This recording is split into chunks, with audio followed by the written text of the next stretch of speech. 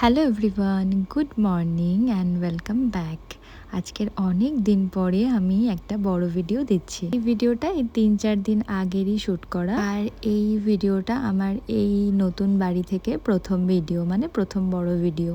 তো অনেক দিন ধরেই ভাবছিলাম একটু বড় ভিডিও শ্যুট করব, যেগুলো আমি আগে করতাম, কিন্তু এখন টাইম ম্যানেজ করতে পারি না। আর বড় ভিডিও মানে শ্যুট করা প্লাস এডিট করতে অনেকটা বেশি সময় চলে যায়, তাই জন্য দেওয়া হয় না, আমি শর্ট ভিডিওই দিয়ে থাকি। এখন আমি ওই সকাল 6:30টার দিকে ঘুম থেকে উঠি, তো ম্যাক্সিমাম দিনই এখন উঠে ফ্রেশ হয়ে আগে রান্নাঘরে চলে আসি ব্রেকফাস্ট আর লাঞ্চ রেডি করার জন্য। আর আমার এই নতুন বাড়িটায় কিচেনটায় ভীষণ রোদ পড়ে, মানে সকালবেলা থেকেই এখানে রোদ ঢুকে যায়। তো সকালের রোদটা তো ভালো লাগে, সকালের রোদে রান্না বান্না করতে, কিন্তু এখন এত গরম পড়েছে, প্রচণ্ড গরম লাগে। প্রত্যেক দিন আমার রান্না করতে করতে তোজো ঘুম থেকে উঠে যায়। তো তোজো খুব একটা লেট করে না, ও 7:30, 8টা এরম সময় ঘুম থেকে উঠে পড়ে। আজকে দিনটা ছিল বৃহস্পতিবার, তাই আমি আজকে খুব সিম্পল রান্না করছি, ভাত আর একটাই আমি সবজি বানাবো, আলু পটল আর সোয়াবিনের একটা সবজি। আর তোজো আমাদের সাথে সেম খাবারই খাবে, তাই ওর জন্য আর আলাদা করে আজকের কিছু বানাবো না। তোজো ঘুম থেকে উঠেই বায়না করছিল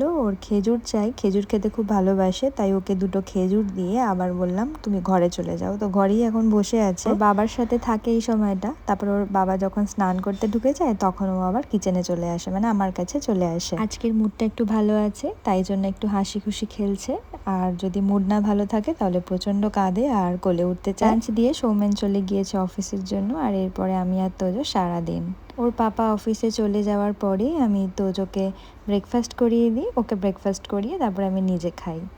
তারপর ব্রেকফাস্ট করার পরেই আমার একটু চা খেতে ইচ্ছা করে, আর নিজের জন্য একটু চা বানিয়ে নিয়ে বাকি কাজগুলো করে নিই, মানে যেরকম বেডটা গুছিয়ে নিই, একটু ডাস্টিং ক্লিনিং এই সমস্তগুলো করে থাকি। তবে একটু তাড়া থাকে, মনে হয় কতক্ষণে স্নান করে এবার পুজোটা দেবো।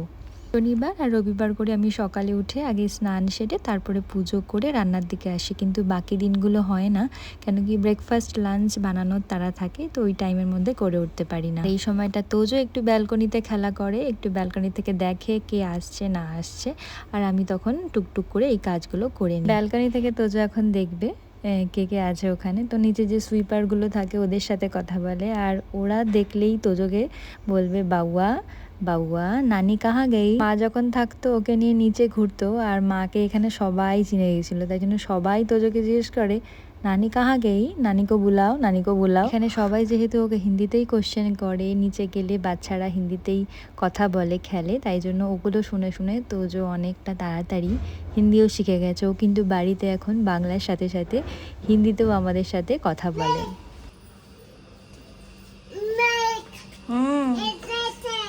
হ্যাঁ, কে এসেছে?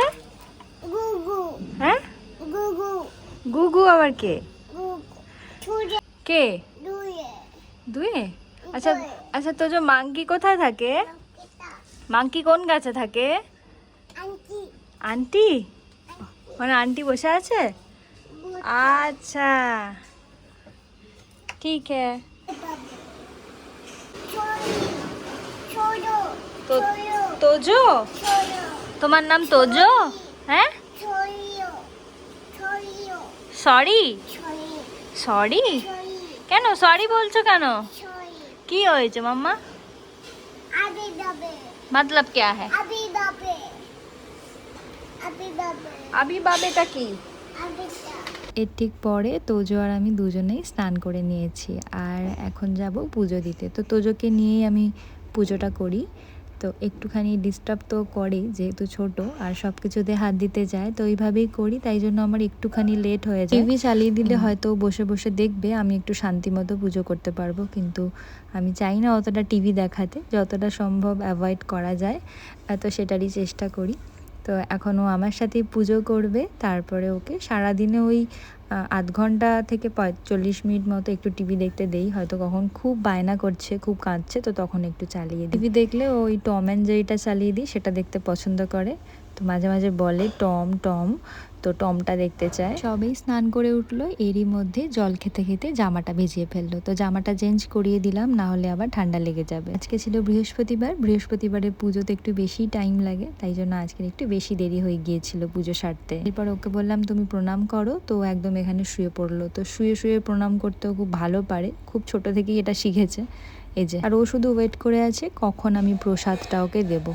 পুজো শুরু করতে পারবো না, ও বলবে প্রসাদটা। এই যে আমার আরতি করার আগেই ওর প্রসাদ নেওয়া হয়ে গেল, প্রসাদ নিয়ে পালিয়ে গেল। প্রথম দুটো তাকের ঠাকুরের থালায় ও হাত পায়, তো সেই দুটো তাকে প্রসাদও নিয়ে নেয়। তো ঠিক আছে চলো, এখন ছোট ও তো বোঝে না, কিছু করারও নেই। এইভাবে সব কাজেও আমার সাথে সাথে থাকে সারাদিন, আর এইভাবেই আমার আর তোজো দিন কাটে।